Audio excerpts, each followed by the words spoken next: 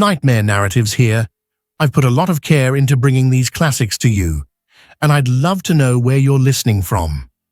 Feel free to leave a comment, and if you're enjoying this, a like would mean a lot. Now, sit back and enjoy the show.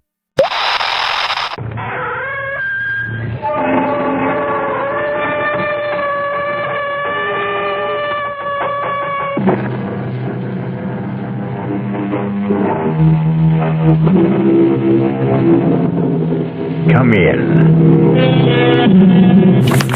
Welcome. I am E.G. Marshall. Welcome to the world of terrifying imagination. Our story deals with fate. Some call it luck. Whatever it is, it works in the strangest ways to reward us or defeat us. Fate walked into Charles Powell's life in the person of Clint Livitz. Now, look, Clint, or whatever your name is, I don't like you, and I don't like your insinuations. Now, if you don't get out of my office and leave these premises immediately, I'll have you put out. You must be putting on an act, Mr. Charles Powell. Maybe this'll jolt your memory. 3541063. What? Yeah. I thought that would do it, Charlie. I thought that might help you remember.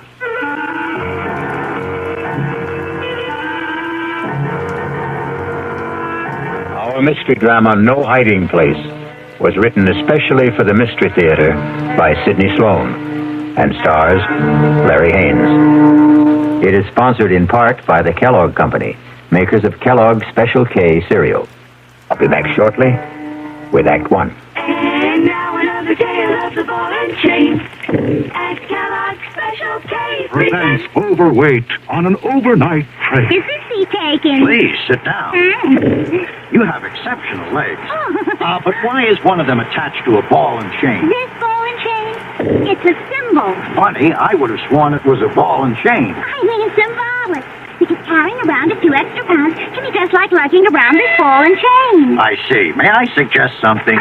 Try a bowl of Special K skim milk, orange juice, and coffee. It's the Special K breakfast. Will it make me lose weight? No. Oh. You must also exercise and eat smart at every meal. I see. Do you know the Special K breakfast is less than 240 calories, 99% fat-free, and delicious? No, but if you hum a few bars... And that's another tale of the ball and chain. Your happy ending could begin with the Kellogg's Special K breakfast. That's Kellogg's Special K. Good night. Well, it's all right to tell one lie, isn't it? You can't. Then how about lying just a little bit? Not a little bit. You mean you can never lie? Never. Well, why not? Because when you tell a lie, Yeah. it gets stuck inside your heart. You mean that just one lie will make your heart dark? Makes you sad, too. Oh, then what should you do if you tell a lie? Well, you just say I'm sorry. And then what? Then the light goes inside your heart. Oh, the light goes on? Yeah. Oh, a light doesn't really go on in your heart, does it? Yes, it does. Well, how do you know? Because the light in your heart will shine in your eyes. Oh. And then you'll be happy. I wonder why people tell lies. I wonder why, too. From the Franciscans, with love.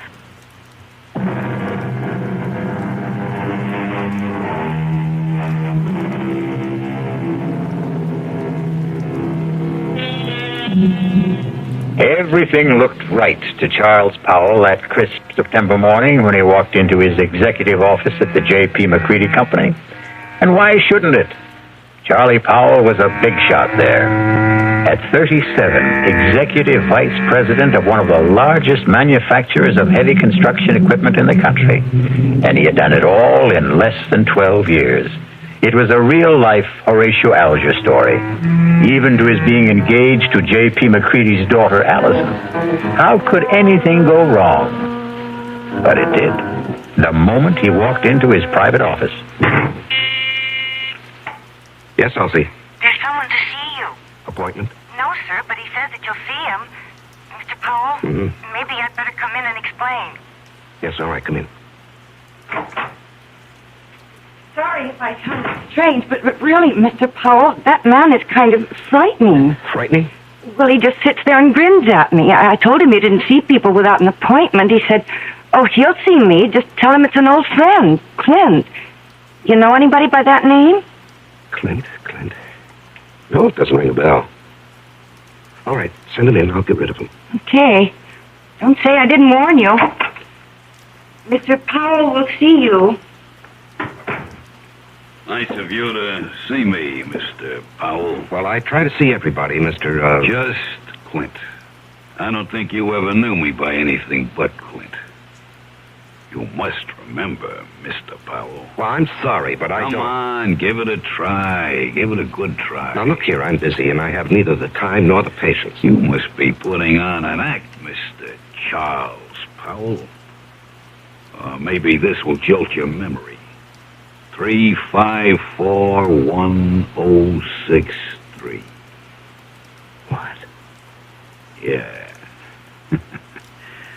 I thought that would do it, Charlie. I thought that might help you remember.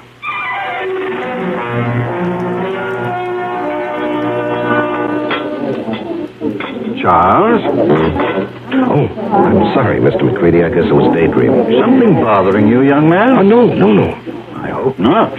Here I take you to the best French restaurant in town.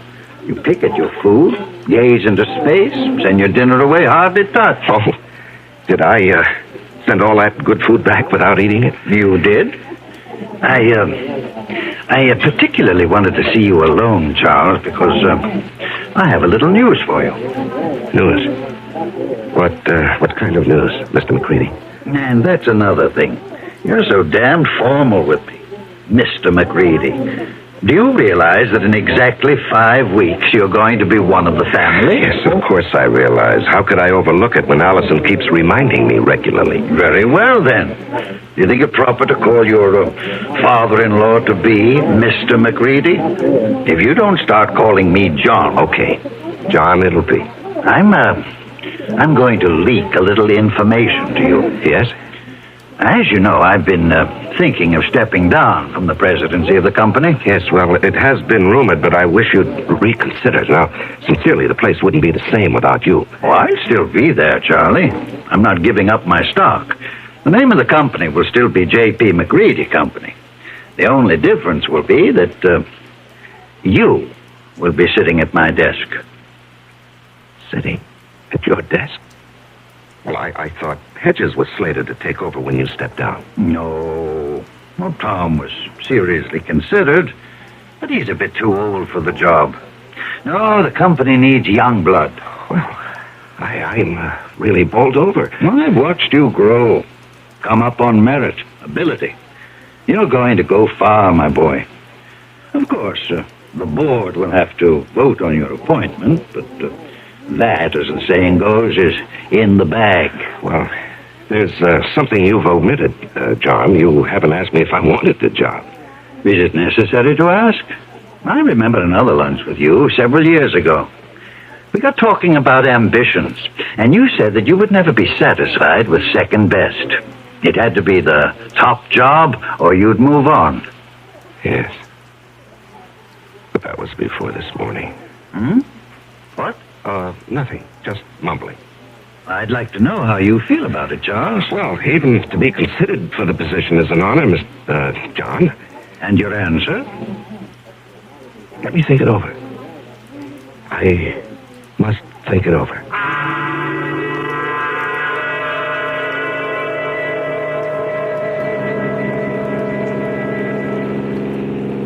Trying to collect your life insurance, Charles?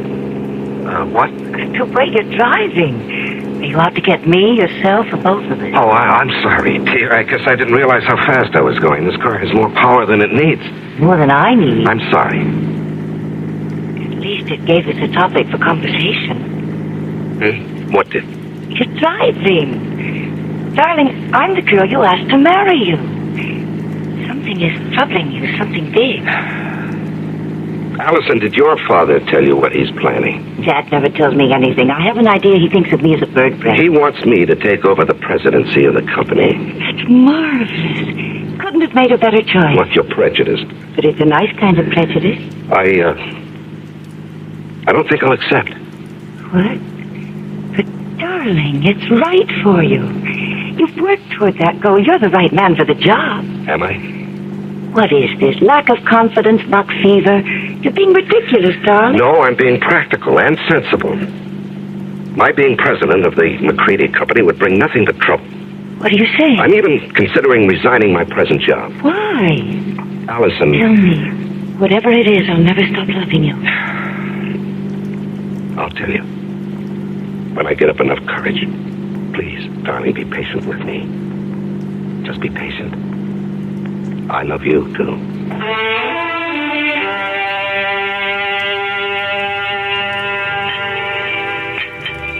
So you finally got here. Thought you were going to forget our appointment. You didn't really think that, Clint. No, I knew you'd come. You wouldn't dare not to come. Sit. You got it with you? Yes, I've got it. In small bills. 5 stems, as specified. Let's have it. Here. And a pretty manila envelope, too. Nice and neat. Thanks. Now, look, I don't know how much longer I can do this. You'll do it as long as I say. And if I run out of money? You'll just have to scrounge around and find more. Well, I'm thinking of quitting my job. You wouldn't want to do that, Charlie. Well, suppose it gets too much for me and I say, go ahead, spill what you know. No, you wouldn't do that. You're going to marry a very rich girl. A couple of extra yards ain't going to change your manner of living. Even a couple extra grand. How long are you going to suck my blood? I don't like the way you put that, Charlie. I'd rather you'd think of it like it was sort of sharing the wealth. You got the bread, I got nothing. This way, we both got something. I got a nice living, and you've got your freedom.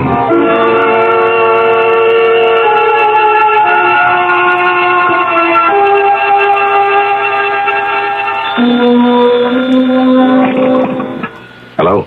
Charles? Oh, yes, Mr. yes, John.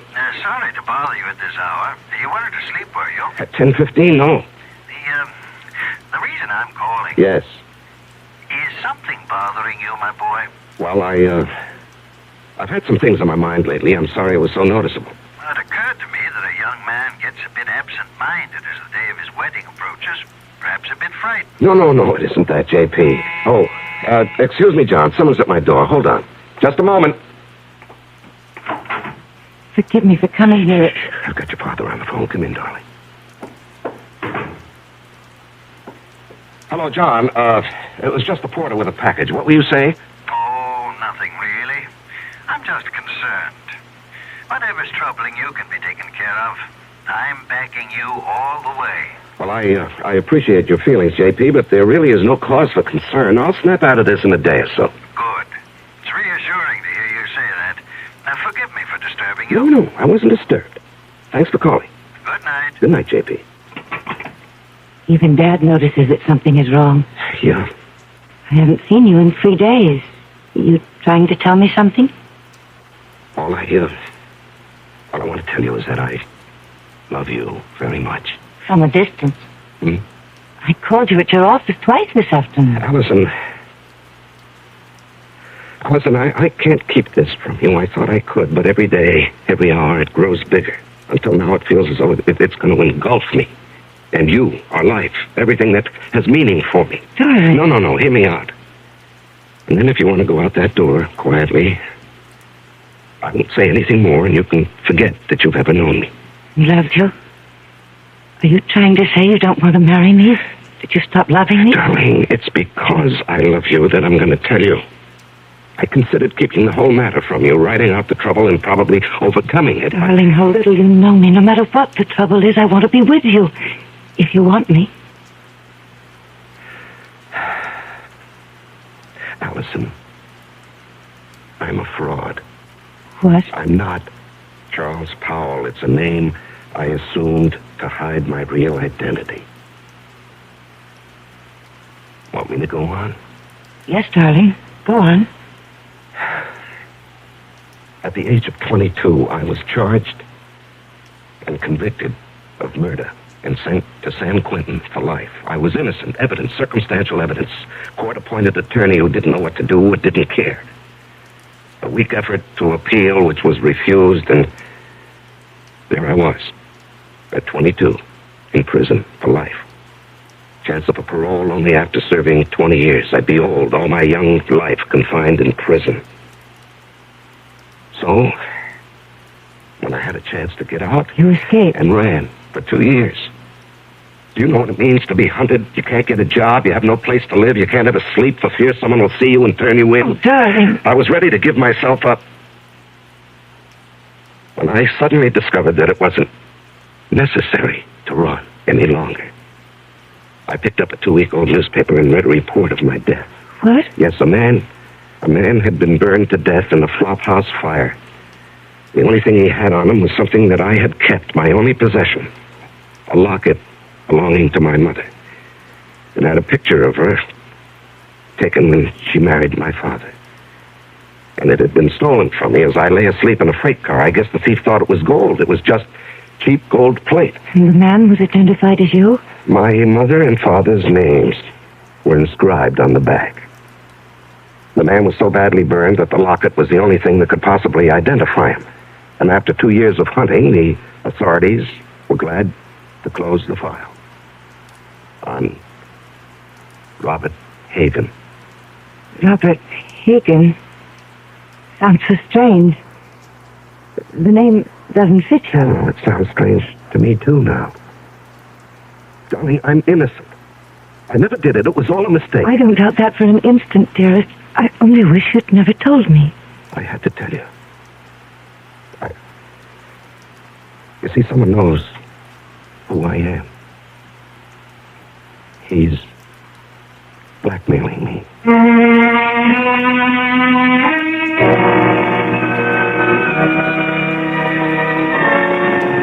When you're being blackmailed, you don't have many alternatives. Charles Powell's whole life, his future, the happiness of the woman he loves, all hang by a very thin, flimsy thread. I'll be back shortly with Act 2. I'm Hy Brown, producer of Radio Mystery Theater. And as you may imagine, I'm excited about this new adventure in modern radio, this new statement of radio's marvelous power to stir the imagination. Now, we're wondering about your reaction, about who you are and how you like what we're doing. So to encourage you to get in touch with us, we're holding a drawing for 3 weeks. 50 prizes a week, 2 AM/FM stereophonos, 2 travel clock radios, and 46 anthologies of modern suspense. Just mail us your name and address, and you're eligible. Of course, we'd like knowing whether your glad radio drama is back, but name and address will do it.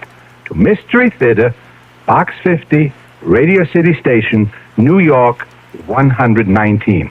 That's Box 50, Radio City Station, New York, 119. Offer good everywhere unless locally prohibited. It's always a pleasure to add beautiful new furniture to your home. And it's even more a pleasure when you can save substantially on its purchase. You can do both this week at Adele Hunt's, 7015 Snyder Plaza during Adele Hunt's great winter furniture clearance sale. Take advantage of Adele Hunt's staff of professional interior designers at no extra cost, of course, and save on such famous brands as Henriden, Drexel, Thomasville, Lazy Boy, and many others. For instance, there are exciting accent pieces on sale from Baker, Tomlinson, and Irwin Lambert. The hundreds of fine values in bedroom, dining room, living room, and occasional furniture may not be equaled again. Even a large selected group of lamps and pictures are as much as 60% off the regular price. So shop early while selections are good during Adele Hunt's great winter sale. Adele Hunt's, 7015 Snyder Plaza, near the corner of Lovers Lane and Hillcrest in University Park, where Dallas buys with confidence. Open tonight till 9 p.m.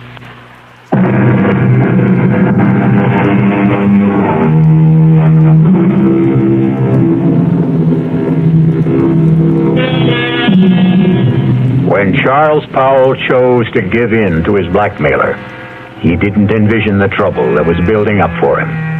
Just keep paying and I'll keep my mouth shut, his blackmailer assured him. But then something happened that threatened to destroy Charles' fragile security. Yes, Elsie? Mr. Hamill is here to see you. George Hamill? Well, we're not playing tennis until tomorrow. I know that, Charlie. I've got something else to talk about. Business. Business? Yours or mine? Mine. But it concerns you. Okay, come in, George. Sorry to barge in on you. I know you're busy. Well, I'm never too busy to see George Hamill, rising young district attorney and next governor of the state. Your humor creaks, Charlie. Seriously, I've got something that sort of disturbs me. Oh? What does? Last night in a bar over on the west side, a man was bashed over the head with a bottle. He's in serious condition. Well, what has that got to do with me? Well, the man who did the bashing, an ex-con by the name of Clinton Livitz. Yes? He's asking for you. Says you'll go as bail. Now, what I want to know is, how does a guy like you get mixed up with a Joe like that? George, what did you think? That he and I were buddies or something? I didn't know what to think. Well, I do know the man. He applied for a job with the company a week or so ago. The foreman who interviewed him discovered he was an ex-con, and he refused to hire him. It was brought to my attention when one of the societies that helps ex-cons called me. So you got him a job in the plant? No, I couldn't. I mean, I wouldn't go over the head of the foreman, but I did see him, and I handed him a couple of dollars. Couple of dollars? You know how much money he had on him when we brought him in? $276. Oh, well, maybe he got lucky at the races with the money I gave him. How much was it? Oh, gee, I don't remember. 15, 20. I just took it out of my pocket and handed it to him. It was a way of easing my conscience. I felt bad about the way our foreman had treated him. Well, take my word for it. This Clint Livitz is a bad customer. Stay away from him. What will become of him? We'll go back to the pen where he belongs. Well, what's the bail set at? $5,000. And you're not seriously considering putting it up, are you? No, I was just asking. Because if you are, that's the last you'll see of your money. For that matter, Mr. Livitz, he'll jump bail. Please, George, I'm a big boy now, and I think I can make my own decisions. Well, who would have thought it? Charles Powell Bleeding Heart. Now, look, we've been friends for over 5 years. When you were running for DA, I backed you with substantial contributions. I like you. You're my friend. Now, let's not kick that all out because of some stupid disagreement. No. Let's not kick it out. I'm sorry, Charlie, but I just can't understand what your connection with that ex-con is.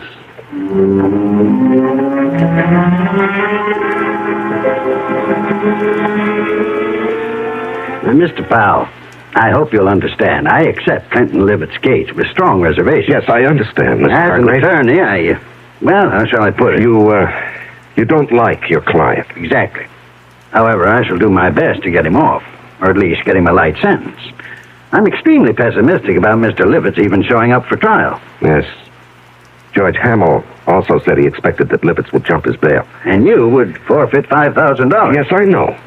And that doesn't disturb you? No, I don't believe he'll run. I see. Do you want to speak with him? He's been released. He's waiting in the other office. Not particularly. He says he wants to see you. Oh. Well, in that case, yes, I'll see him. Send Mr. Livitz in. I'll leave you alone. If you need me, I'll be in the other office. Now, come in, Mr. Livitz. Mr. Powell will speak to you. Thanks. I'll be back when you call. Just flip the switch on the intercom. Yes, I will. You sure know how to complicate things, Clint. Story of my life. Do you realize you could go up from 1 to 5 years for what you've done? No, it couldn't happen. What do you mean it couldn't happen? Because you wouldn't let it happen, Charlie. Look, even with the best lawyer defending you, he can't guarantee he'll win the case. You won't let me go to prison, Charlie. I'm doing my best for you, but... No buts. I'm not going back to the pen. Okay, you're not going back. Now, just suppose, during the trial, if things look bad... Yeah? We get you out of town and let you run for it. Forfeit your bail. Oh, you'd like that, wouldn't you? I'd be out of your hair, and all it would cost you would be the 5 G's for the baby. No. I'd give you a substantial sum. Oh, Mr. Powell. No sale. I'm too old to run. Well, suppose I got you out of the country. With a good hunk of bread stashed away for me? Swiss bank account. I don't know. Why don't we, play it by ear?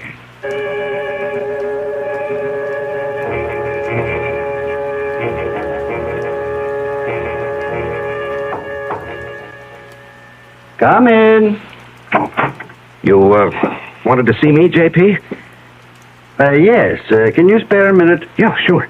I've heard it on the grapevine that you were... how shall I put it? That you were aiding some ex-convict in trouble with the police. That true? Yes, it's true, John, and I think I know what kind of grapes grow on that grapevine. All right. Now, George Hammer. Oh, that damn busybody. Why can't he stick to his job and... Now, George is a friend. He tells me that the man you're, protecting is a rather reprehensible character. Will you let me explain? It's just a matter of policy, my helping this man. Policy? Well, yes, you did ask me a few days ago to consider taking over the job of running this company. You're going to accept? Well, I was going to tell you today. Wonderful. Wonderful news. Allison will be delighted. I know she's been worried about your seeming reluctance. Oh, no, not reluctant any longer. In fact, I've got all sorts of ideas about what I want to do. This business of giving a hand to ex-convicts is just one of them. Do you realize what this would mean in publicity for the company? To take an interest in the rehabilitation of men who would otherwise be lost, a burden to the taxpayer? I'm going to hire a PR man. We're going to be the big corporation with a heart, J.P.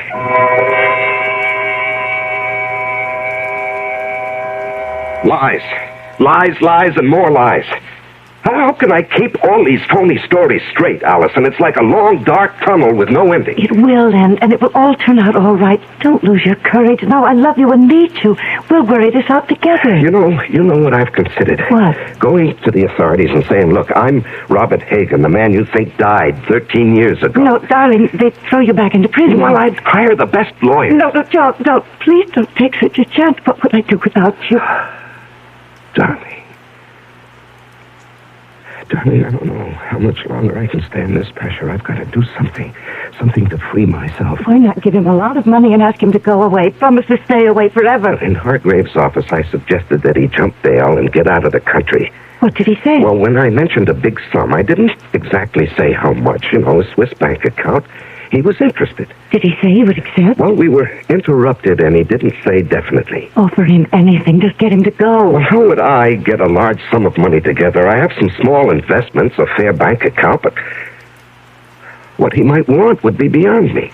You forget you're marrying a very rich girl. Oh, no, I wouldn't think of that. Don't give me that male ego business. I've got money.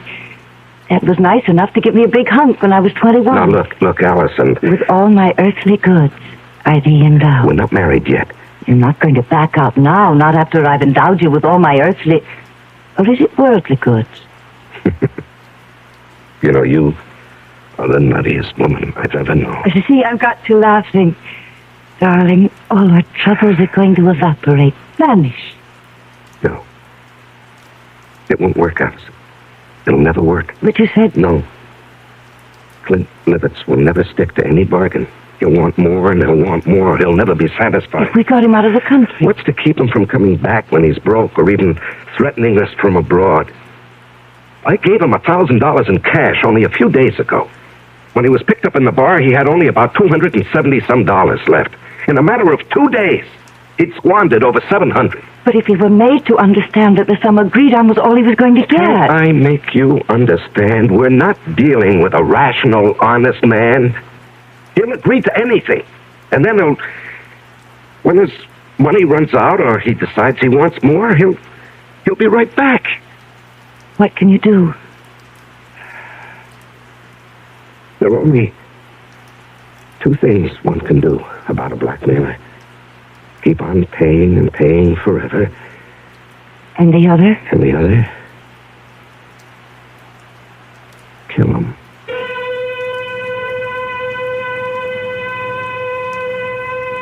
Just 2 ways to deal with a blackmailer. Charles now must face his conscience. The thought that has been in the hidden recesses of his mind has been spoken aloud. We will be back shortly with Act 3.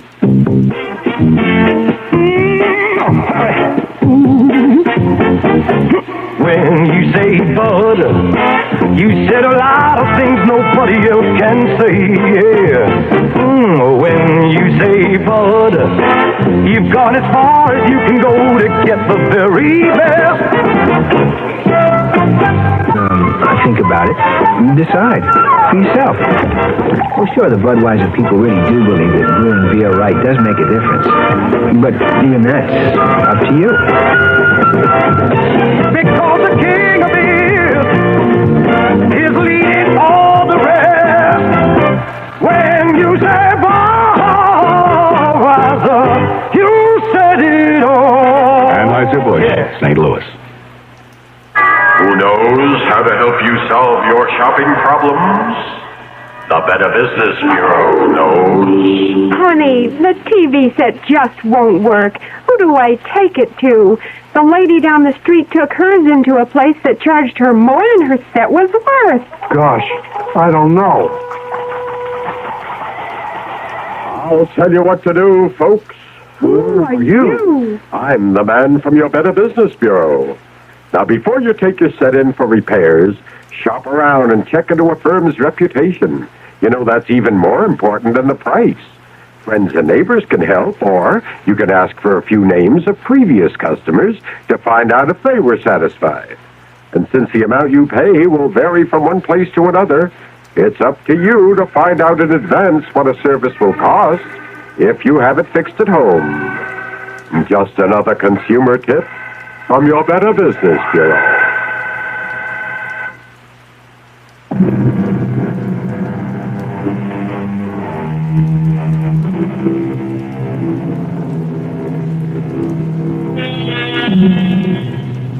Charles Powell's life has reached a climax.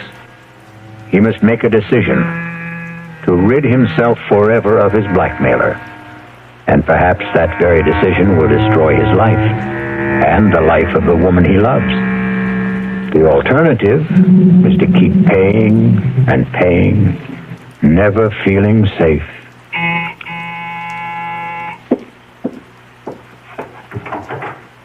Oh, Allison, I was, You were expecting him, weren't you? Yes. I gathered as much when I called you at the office this afternoon. Aren't you going to ask me in? Yeah, come in. You were so evasive. Well, he, wanted to see me this evening. He, wants more money. And you're going to give it to him? Well, I haven't many choices, have I? You mentioned one. No, Allison, I'm sorry I let that slip out. I didn't mean it. I couldn't go through with that if I wanted to. I could. What? Honey, you don't know what you're saying. I know very well what I'm saying. How long do you think you can keep this business hidden? Well, I don't know. Maybe forever. Look, he's not a young man. All those years in prison, the kind of life he's led. How many years do you think he has left? He could die tomorrow. He could do something tomorrow that would expose the whole game, and then where would we be? No, Charles, I love you. I want us to marry and live a good, peaceful life. How can we with all that hanging over us? Oh, Allison, darling, you don't really know what you're suggesting.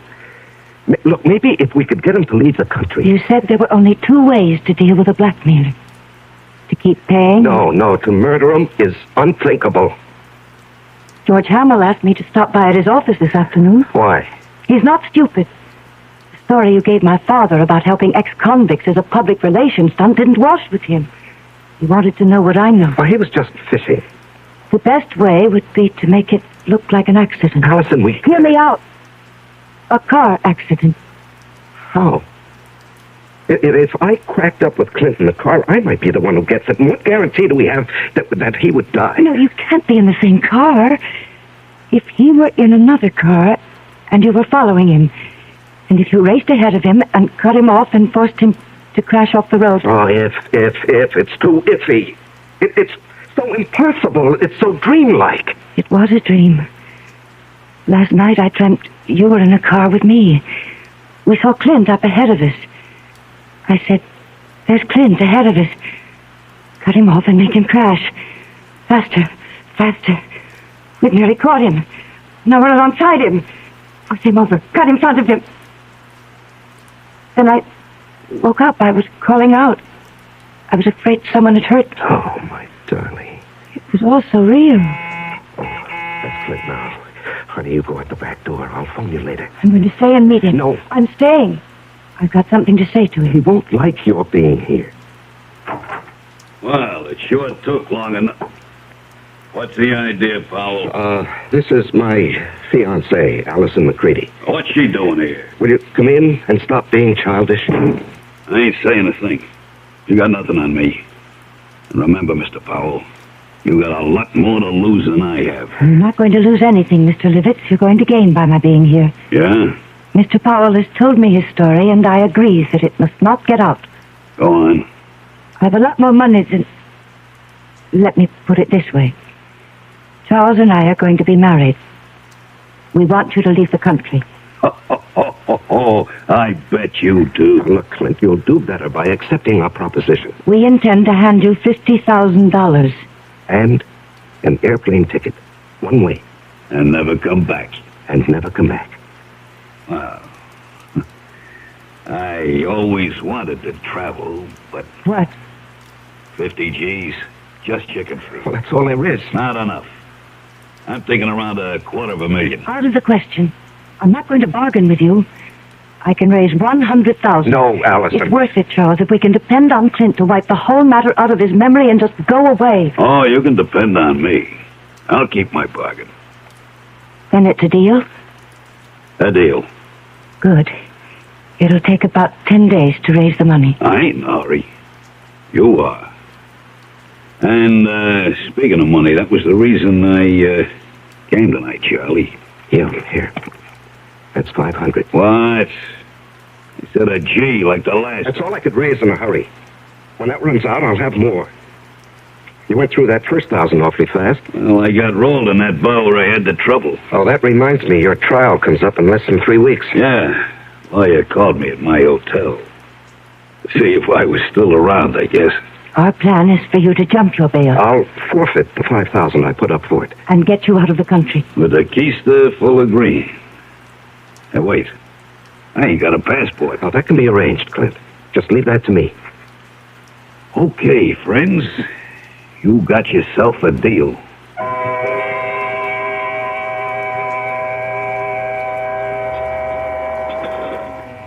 Say, Charlie. You're going to put this meal on your expense account, I hope. Too rich for your blood, George? Too rich for my pocketbook. That's JP's favorite French restaurant. Oh, yeah. Nice to have wealthy, high-paid executives for friends. I'm a simple man. I like simple things. And I like simple answers. Meaning?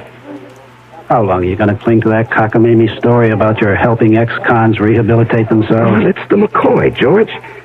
That guy got something on you, Charles. Pardon, monsieur, the telephone for you. Oh, yes, thank you. Where is it? It is here, monsieur.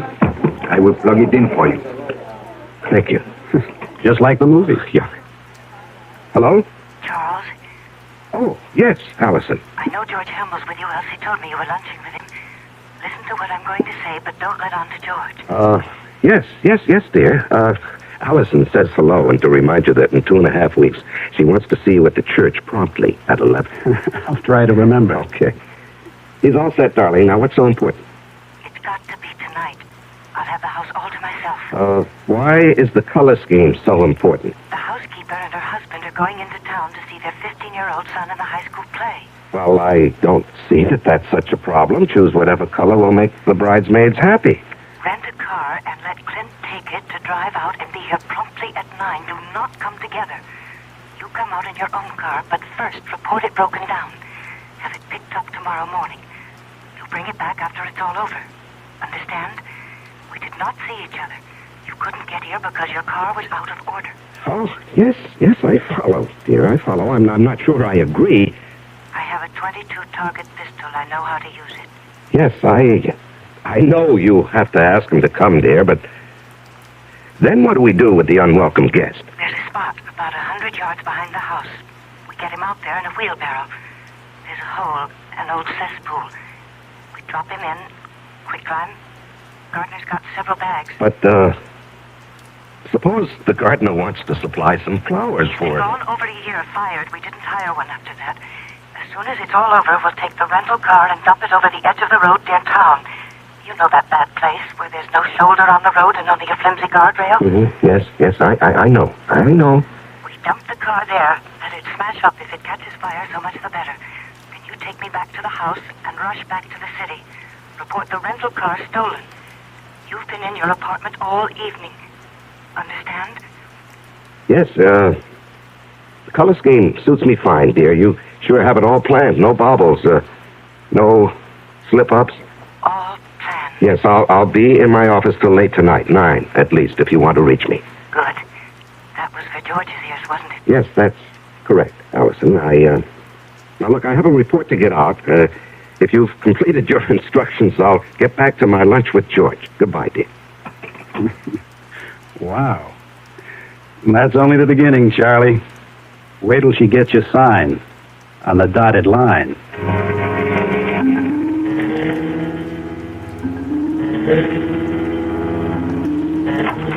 Mr. Powell, something terrible's happened. What is it, Elsie? There's been a terrible accident on the late ship. Man's caught in a machine. The big press, they said. Oh, good Lord. Has the hospital been called? I don't know. Well, call them on your phone. I've got to use this one. Yes, sir. I'll call. And then call down to the plant. Tell them I'm coming down. If it's what I think it is, the machine will have to be partially dismantled. Yes, sir. Hello? Allison, listen, there's a change of plans. Charles, where are you? I'm still at the office. Something's happened. It's 8:30. He'll be here at 9. Yes, I know. He has the rental car. I got it for him. When will you be here? Well, there's been a bad accident on the night shift. A man's caught in the big metal press. I've got to help get him out. But us? What about us? Well, when he comes, stall him. Just tell him what happened, why I'm delayed. I haven't got the money, Charles. Tell him I'm bringing the money, the airplane ticket, and the passport. Just stall him. I'll do my best, but hurry. He scares me.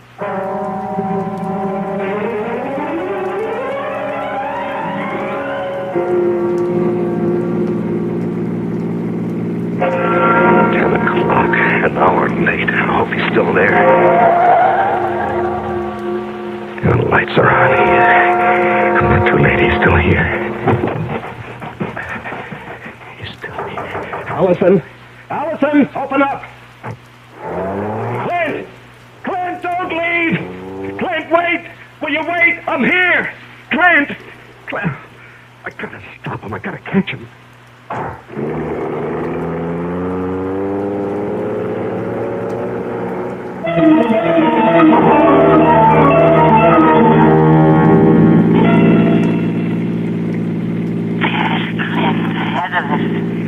Cut him off and make him crash.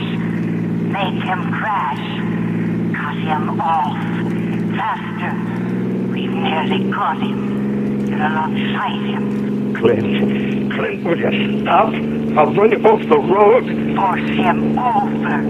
Force him over. You've cut him off. You've done it.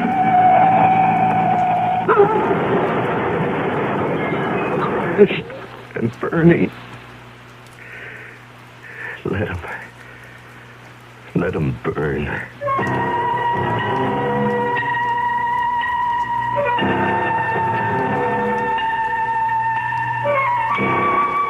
Hello, is this, Arrow Car Rental Service? Well, I rented a car from you people this morning. No, there's nothing wrong with the car. I just want to report it stolen.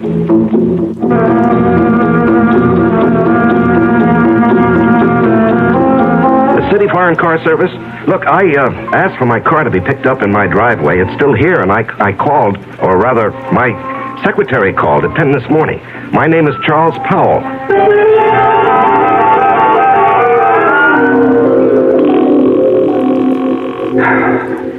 Come on. Just answer the phone.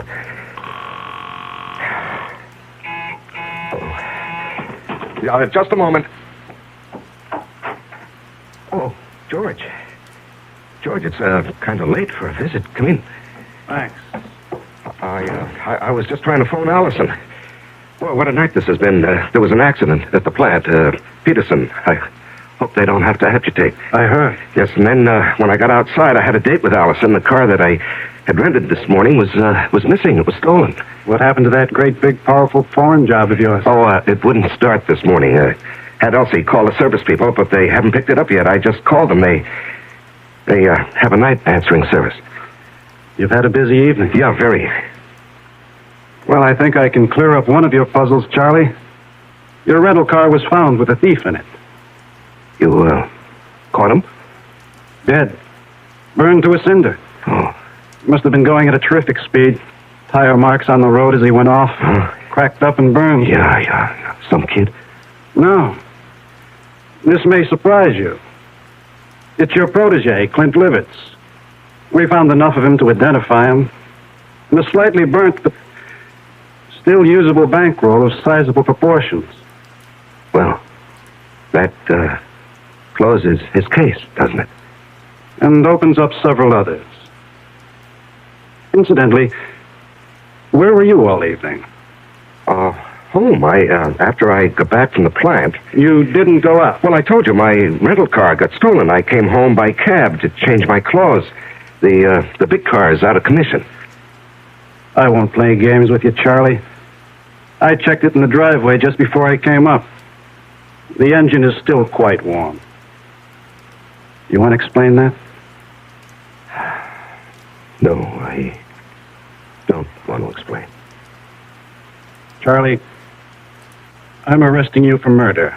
I must warn you that what...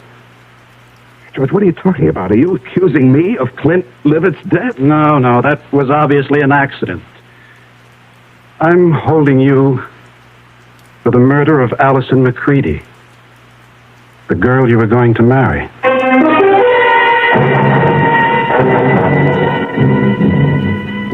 And in conclusion, ladies and gentlemen of the jury, my prosecution of Charles Powell, or Robert Hagen, has been a painful task.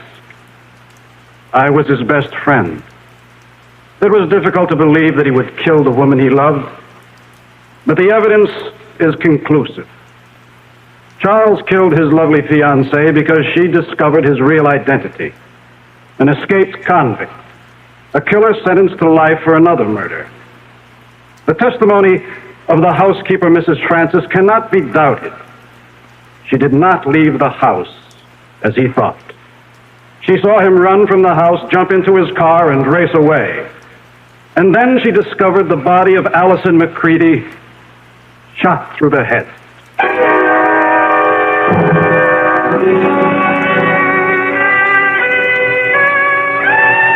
Your Honor, may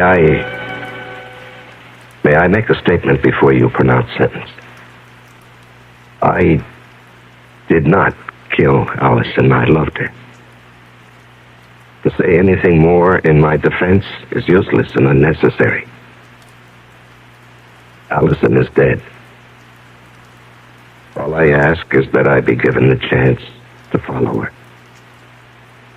Swiftly and efficiently.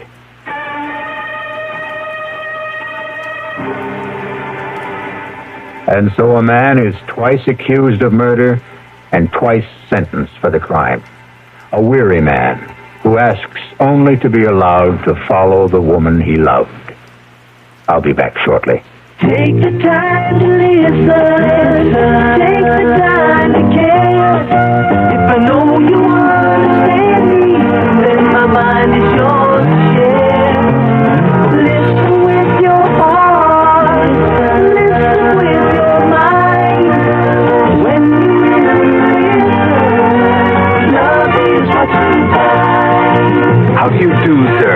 My grandmother just died. I'm so happy for you. Meet Mrs. McNulty. How do you do? Did you know you have spinach on your teeth? Oh, that's wonderful. This is Mr. Jackson. Nice to meet you. I have bubonic plague. Oh, yes, Mr. Plague. Meet Miss... Reception lines aren't the only places people don't listen. When you listen, love is what you find. A thought from the Church of Jesus Christ of Latter-day Saints, the Mormons.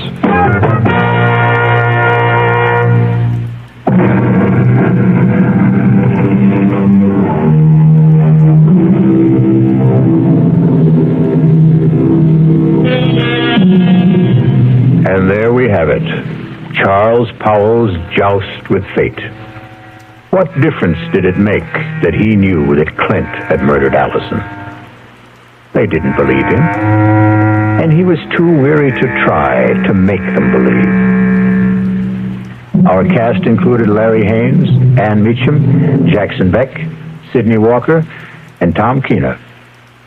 The entire production was under the direction of Hyman Brown. Now, a preview of our next tale. I don't understand it. Tub's bone dry, ma'am. Hasn't been used. Now, not tonight, anyway. His clothes. Howard's clothes. He'd empty his suitcases and put his clothes in the closet. Here's his suitcases, too. Just ladies' clothes. Yours, ma'am? Yes. Hey, look, this dream you had. It was no dream. Okay, so maybe you imagined... I didn't imagine anything. You imagine a husband. You imagine a month-long honeymoon. You imagine a man in a chair with a knife in his chest. Radio Mystery Theater was sponsored in part by Anheuser-Busch Incorporated, brewers of Budweiser. This is E.G. Marshall inviting you to return to our Mystery Theater for another adventure in the macabre. Until next time, pleasant dreams.